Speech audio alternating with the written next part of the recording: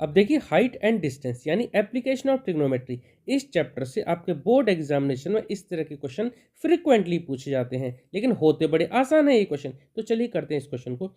If the length of the shadow on the ground of a pole is √3 times the height of the pole. यहाँ पर question में एक पोल दे रखा है और पोल की जो शेडो जमीन पर बनेगी, जो पोल की शेडो है वो √3 टाइम्स है उसकी हाइट से, ठीक है। Then the angle of elevation of the sun, तब हमें एलिवेशन पता करना है सन का कितना डिग्री होगा। तो चलिए पहले इसका एक रफ फिगर बना लेते हैं। देखो पोल है तो कुछ इस तरह का होगा, ठीक है। पोल एक स्ट्रेट हमने एक लाइन बना ली पोल के लिए। अब इसकी जो शेडो बनेगी वो जमीन पर बनेगी इस तरह से, ठीक है। ये बन गई शेडो। अब शेडो का जो ये वाला पॉइंट है, अब यहाँ क्वेश्चन में दे रखा है शेडो √3 टाइम्स है उसकी हाइट से। तो चलो इसको शेडो को ना, जो शेडो की लेंथ है उसको हमने मान लिया कितना x, और जो हाइट ऑफ द पोल है उसको मान लिया हमने h। इसको हम ट्रायंगल का रूप देते हैं। ट्रायंगल बन गया हमारा ये। अब यहाँ पर हम ट्रिग्नोमेट्री लगा देंगे। इस एंगल को हमने मान लिया कितना, थीटा। ये एंगल हो गया हमारा थीटा। यहाँ पर अब हम ट्रिग्नोमेट्री लगा देते हैं।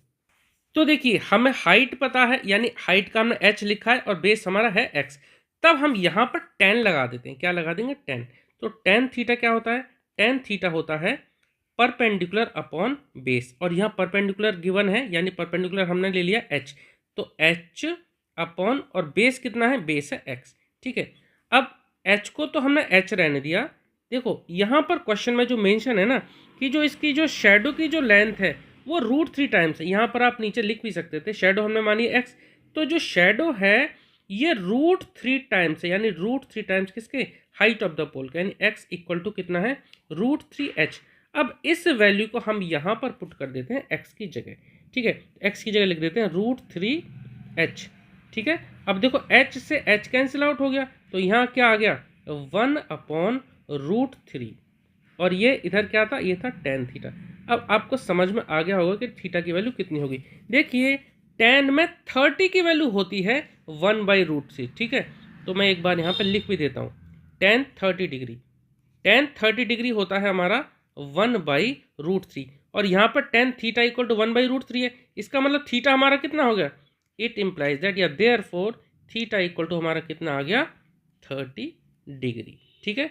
तो एंगल ऑफ एलिवेशन, ये जो एंगल था सन का एलिवेशन हमारा कितना आ गया, 30 डिग्री। क्वेश्चन आसान था, क्वेश्चन हो गया। इसी तरह के क्वेश्चन आपके एग्जाम में पूछे जाते हैं। उम्मीद करता हूँ आपको ये क्वेश्चन क्लियर हुआ होगा। अगर आपका कोई डाउट है तो प्लीज़ आप कमेंट सेक्शन में ज़रूर पूछना। चलिए मिलते हैं नेक्स्ट वीडियो में। Okay, thank you.